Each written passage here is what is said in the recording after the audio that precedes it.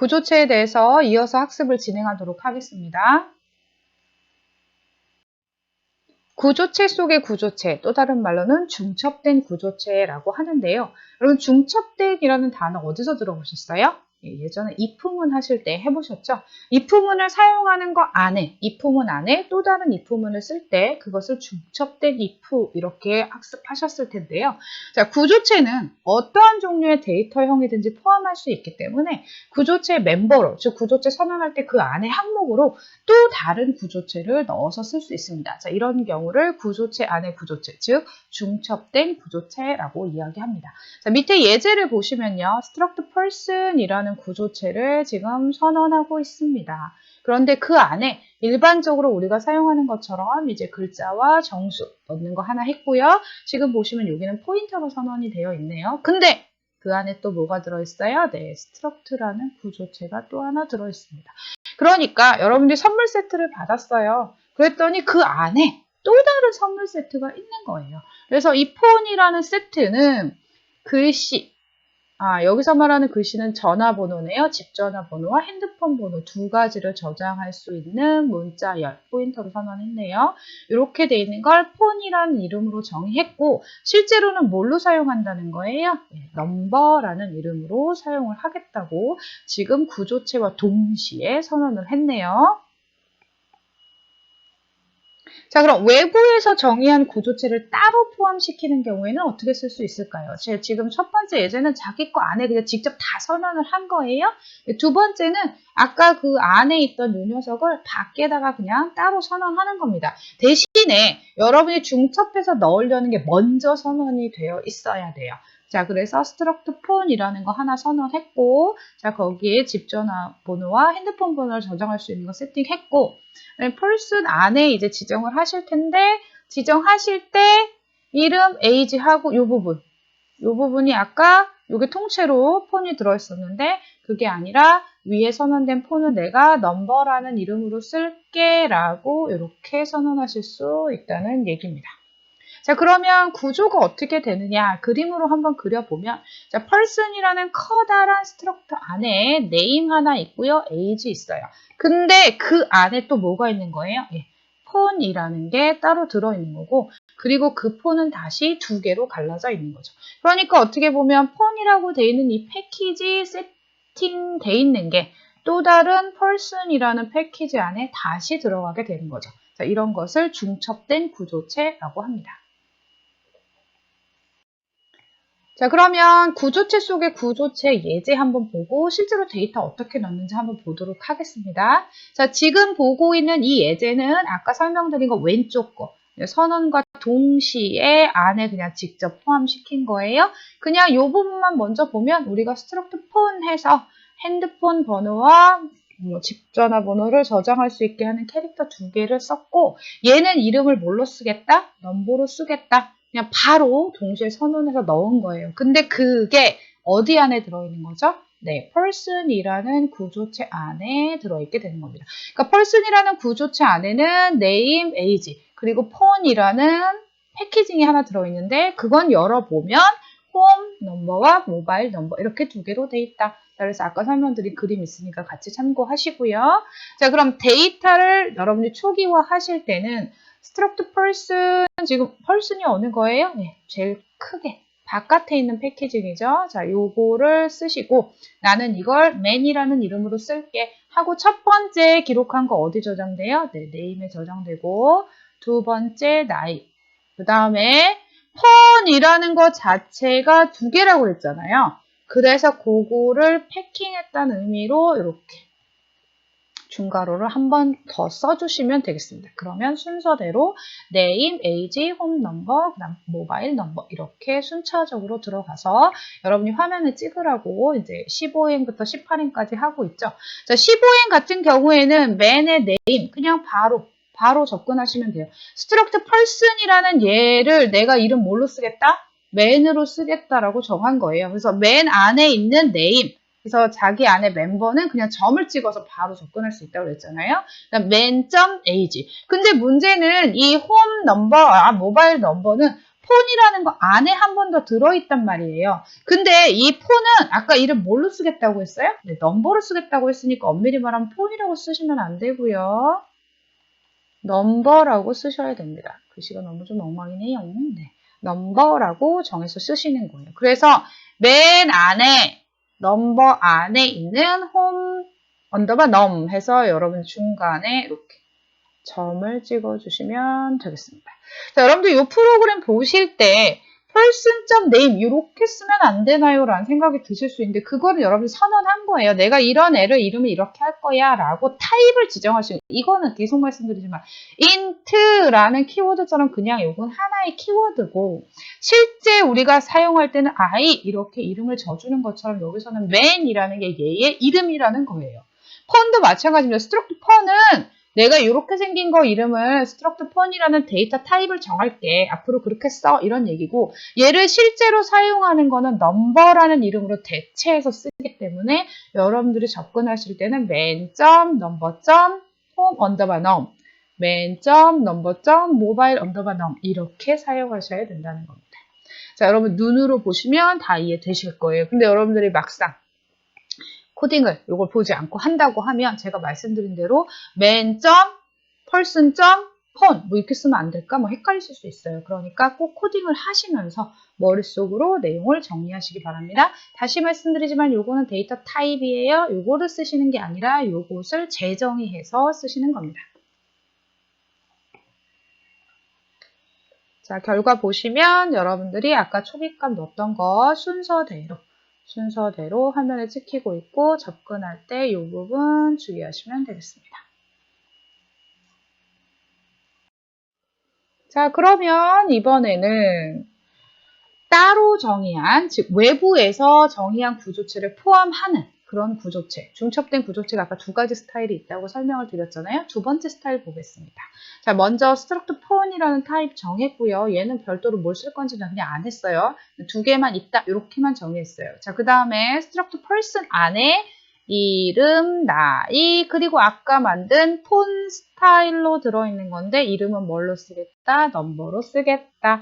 주의하실 점은 이 두 개가 순서가 바뀌면 안 돼요. 2행부터 6행이 먼저 있어야 여러분이 11행에서 struct 폰 이러면 struct 폰이 뭐지? 아, 요거 이렇게 되는 거예요. 그래서 2행부터 6행 보고 넘버가 세팅이 되는 거기 때문에 이게 순서가 바뀌면 struct 폰이 뭔지 난 잘 모르겠는데요 라는 에러 메시지가 날 수 있습니다. 워닝이 날 수 있어요. 자, 그 다음 13행 메인에서 보시면 struct person 이번에 똑같이 man 이라는 이름으로 즉 person이라는 구조체는 내가 실제로 man이라는 이름으로 쓸 거야 이렇게 되는 거고 하단의 사용 방법은 앞에와 동일합니다. 단 여러분들이 스트럭트 안에 있는 스트럭트를 접근하실 때는 중간에 초기값 주실 때 이렇게 묶음으로 처리해 주셔야 된다는 거. 그다음에 접근하실 때는 중간에 점을 한 번씩 요거 밑에 요거 이런 식으로 멤버를 점을 이용해서 접근해 주시면 되겠습니다. 자, 마찬가지 여러분들 요거 코딩해 보시고요. 요거 위치 바꿨을 때 어떤 에러 메시지 나는지도 한번 보시고요. 네. 그리고 코딩한 결과 확인하시면 되겠습니다. 출력된 결과는 아까와 동일합니다. 구조체 속의 구조체 지금 학습하고 있는 중인데요. 선생님 꼭 이렇게 막 어렵게 해야 하나요? 네, 상황에 따라서 쓰실 수도 있다는 거 알아두시면 되겠습니다. 자, struct person이라는 구조체 선언했고요. 그 안에 폰이라는 거 여러분들 이해하시기 쉬우라고 계속해서 반복된 예제를 쓰고 있으니까 예제들을 보시면서 좀 스타일을 익히시면 되겠습니다. 자, 그러면 person이라는 거 안에 이름, 나이, 전화번호. 근데 전화번호 안에는 두 개. 그러면 폰 같은 경우에는 지금 뭘로 대체했어요? 네, 그럼 여러분 그림으로 보시는 이 폰은 앞으로 뭘로 접근하는 겁니까? 네, 넘버라는 이름으로 여러분들이 접근하시는 거예요.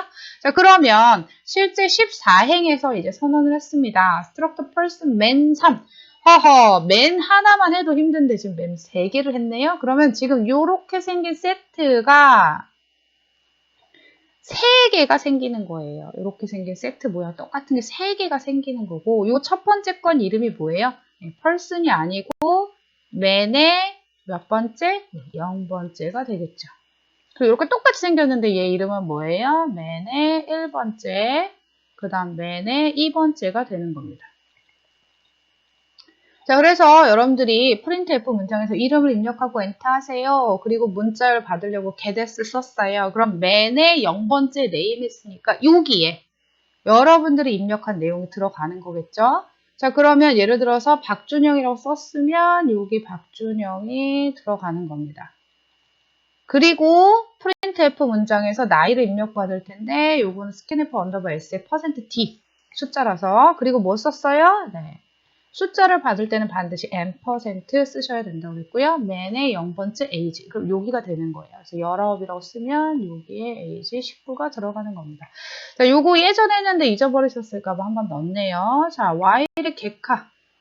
역슬러시 n이 아닐 때까지 while문을 계속 도는 이유는 뭐 때문이죠? 이 문장을 안 넣으면 어떻게 되나요? 네, 이 문장을 안 넣으면 이 부분 입력 안 되고 그냥 스킵됩니다. 왜냐하면 숫자를 입력하고 여러분들이 뭘 치지요? 네, 엔터를 치면 그 엔터가 여기로 홀랑 들어가 버리기 때문에 아무것도 입력되지 않고 다음 단계로 넘어갑니다. 그래서 while문을 꼭 써주셔서 get카를 이용해서 여러분들이 19 다음에 넣었던 엔터가 다음으로 넘어가지 않도록 버퍼에서 빼서 처리하는 기능 꼭 사용을 하셔야 됩니다.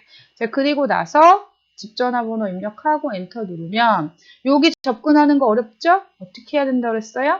맨의 0번째 점 요게 맨이잖아요. 그쵸? 맨의 0번째 점 폰이 아니라 뭘로 쓴다고 이름은? 네, 넘버.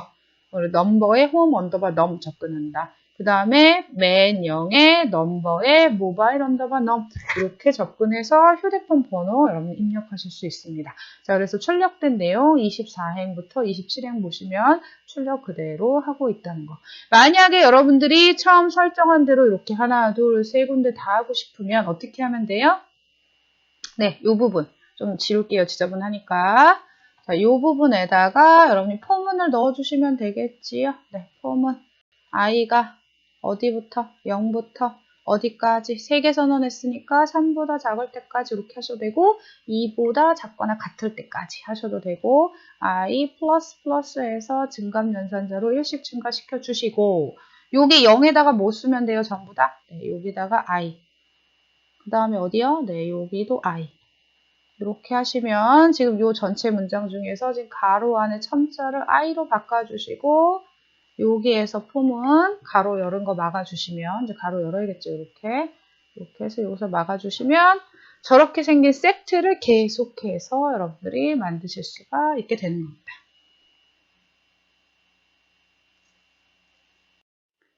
자, 이번에는 중첩된 구조체 포인터에 데이터 저장하는 또 다른 방법 살펴보겠습니다. 여러분들 앞에 지금 했던 예제들 반드시 실습하셔야 됩니다. 눈으로 봐, 그렇구나 하시지 마시고 제일 좋은 건 여러분들이 다 머릿속으로 생각해서 코딩 하시는 거예요. 내가 이런 모양, 그 오른쪽 위에 있는 그림을 보시고 이런 모양을 만들려면 어떻게 해야 될까? 그래서 여러분들이 선언까지 다 하시고 만들어 보시고 출력해 보신 다음에 비교해 보시는 거예요. 뭐가 다른지. 자, 이번에는 struct person 안에 이름이 포인터로 선언돼 있고요. 자, 폰 안에 넘버 들어가 있고요. 자, 그러면 앞에 예제하고 뭐가 다른지 한번 보시면 돼요. 그리고 지금 메인에서 선언을 아까 여기는 맨에서 배열 썼잖아요. 그쵸? 근데 이번에는 그냥 일반 변수 맨 하나랑 포인터 pt 선언을 했어요. 그럼 이 그림으로 보면 지금 person 대신에 이제 이름은 뭘 쓰는 거? 요 세트를 가져다가 이 틀을 가져다가 이제 복사해서 얘는 man이란 이름으로 쓸 거고 폰은 진작에 뭘로 바뀐 거예요? 네, 넘버라는 이름으로 사용하기로 세팅이 바뀌어 있어요. 이렇게 되는 거고 포인터 하나가 생겼는데 man의 주소 아직도 이게 헷갈리시면 안 돼요. 지금 이거 배열 아니죠? 그럼 앞에 n% 붙여주셔야 되고요. 맨하고 아까처럼 여기 3 이렇게 돼 있을 때는 요 n% 붙일 필요가 없습니다. 그 두 개 계속해서 말씀드리고 있으니까 구분하셔야 돼요. 자, 그러면 PT도 얘를 가리키게 되는 거예요. 그러니까 맨으로도 얘네들을 접근할 수 있지만 뭐로도 접근할 수 있다? PT도. 그러니까 맨하고 PT는 지금 같은 거나 마찬가지예요. 같은 데이터를 보고 있는 거예요. 그래서 맨 화살표 네임 포인터 쓰는 것처럼 근데 제호 이렇게 써서 데이터 넣을 수 있다 없다? 네, 포인터는 넣을 수 있다고 그랬죠. 여러분들이 이게 지금 포인터가 아니고 여기가 배열이면 어떻게 해야 돼요? string copy underbar s 요거 쓰셔서 문장 복사하셔야 된다고 설명을 드렸습니다. 자, 그래서 PT의 name에다 제호 쓰고 PT의 age에다가 나이 18 이렇게 쓰고 그 다음에 이제 보시면 여기가 헷갈리시면 안 돼요. 지금 PT는 man을 대신하는 거잖아요. 그쵸? 그래서 포인터라서 화살표를 썼는데 지금 홈에 접근할 때는 넘버 밑에 멤버 접근할 때는 지금 점을 사용했다는 거. 그래서 이게 또 다른 표현이기 때문에 잘 보셔야 되겠습니다. 포인터를 사용하면 좋은 점은 뭐라고요? 이렇게 직접 할당을 할 수 있다고요. 여러분들 나 포인터 머리 아파서 안 쓸래요. 배우기 편해요. 그런 학생들도 있는데 좀 익숙해지시면 오히려 포인터가 값을 할당하기가 더 유용합니다. 자, 그리고 출력할 때도 보시면 포인터 화살표 써서 접근했고요. 멤버 접근하실 때 홈 언더바 넘이랑 홈 언더바 모바일 언더바 넘은 지금 닷점을 이용해서 접근하고 있다는 거. 자, 중간중간에 멤버를 접근하기 위한 기호가 간접 연산자인지 멤버 연산자를 위한 점인지 잘 보고 역시 여러분들이 코딩하셔서 결과 맞게 출력되고 있는지 한번 확인해 보시면 되겠습니다.